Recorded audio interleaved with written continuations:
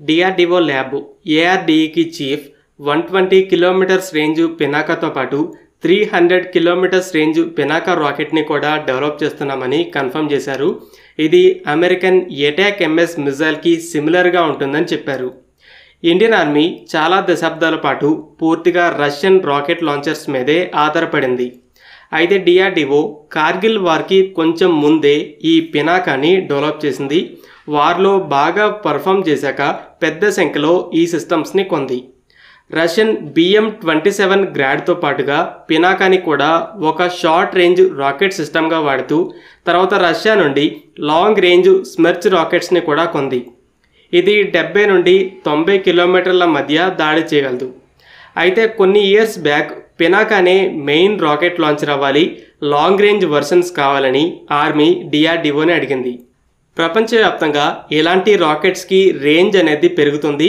అలాగే వాటిలో ఉండే టెక్నాలజీ కూడా బాగా అడ్వాన్స్ అయింది.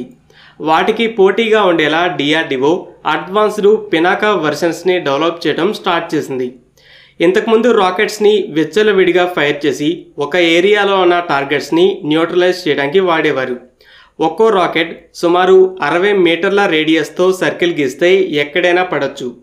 అయితే తర్వాత మిజైల్స్లా శాటిలైట్ గైడెడ్ రాకెట్స్ వచ్చాయి. హైమార్స్ ఫైర్ చేసే GMLRS అలాంటిదే. 70 కిలోమీటర్ల రేంజ్లో దాడి చేయగలదు. 10 మీటర్స్ రేడియస్లోనే పడుతుంది. ప్రస్తుతం పినాకా స్ట్రైక్ రేంజ్ అనేది 37 నుండి 45 కిలోమీటర్లు ఉండగా డిఆర్డిఓ కూడా ఇప్పుడు అలానే 75 కిలోమీటర్ల గైడెడ్ పినాకాని డెవలప్ చేసింది. ఇది ప్రస్తుతం ఆర్మీ యూజర్ ట్రయల్స్లో ఉంది. కంప్లీట్ అవగానే సర్వీస్లో జాయిన్ అవుతుంది. అయితే ట్రయల్స్లో ఈ guided Pinaka CEP 2 to 3 metres అంటే 2-3 మీటర్స్ రేడియస్లోనే పడేంత యాక్యురసీని చూపించింది. ఇది చాలా యాక్యురేట్ అన్నట్టు. అడ్వాన్స్డ్ మిజైల్స్కి ఎలాంటి CEPA ఉంటుంది. ప్రపంచంలో 1 మీటర్ CEP ఉన్న ఒకే ఒక్క మిజైల్ బ్రహ్మోస్. మిగిలిన వాటికి 2 to 10 మీటర్స్ మధ్య ఉంది. ఇలా గైడెడ్ పినాకాని సక్సెస్ఫుల్గా డెవలప్ చేశాక డిఆర్డిఓ మరో 2 వర్షన్స్ని డెవలప్ చేయడం స్టార్ట్ చేసింది.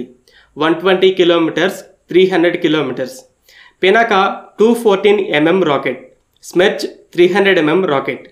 అంటే ఈ రాకెట్ల డయామీటర్స్ అనేవి 214 మిల్లీమీటర్స్, 300 మిల్లీమీటర్స్ ఉన్నాయి.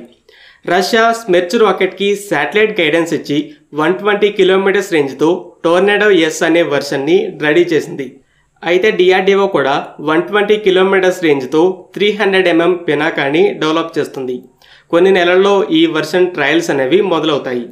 దీనితో పాటు 300 కిలోమీటర్స్ రేంజ్ రాకెట్ లేదా మిజైల్ని కూడా డెవలప్ చేస్తుంది.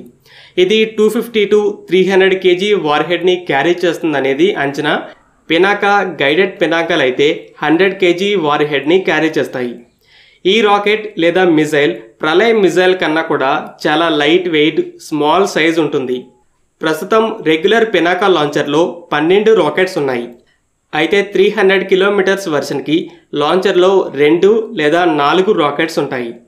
ప్రళయ్ మిజైల్ చాలా హెవీ వెయిట్ ఉంటుంది. 5 టన్నుల వెయిట్ ఉంటుంది. 500 కిలోమీటర్ల రేంజ్, 500 kgల నుండి 1 టన్ వరకు వార్ హెడ్ని క్యారీ చేయగలదు. లాంచర్కి 2 మిజైల్స్ ఉంటాయి. ప్రళయ్కి చాలా పెద్ద వెహికల్ కావాలి. అయితే 300 kilometres range Pinaka rocket 1.5 turns కన్నా తక్కువ వెయిట్ ఉంటుంది. ఎగ్జాక్ట్ వెయిట్ ఇంకా చెప్పలేం కానీ 1.5 టన్స్ని అయితే దాటదు. పినాకా లాంచర్ చాలా క్విక్గా మూవ్ అవుతూ ఒక చోట పొజిషన్ తీసుకొని ఫైర్ చేసి వెంటనే అక్కడి నుండి వెళ్ళిపోతుంది. ఫాస్ట్గా మల్టిపుల్ రాకెట్స్ని ఫైర్ చేయగలదు.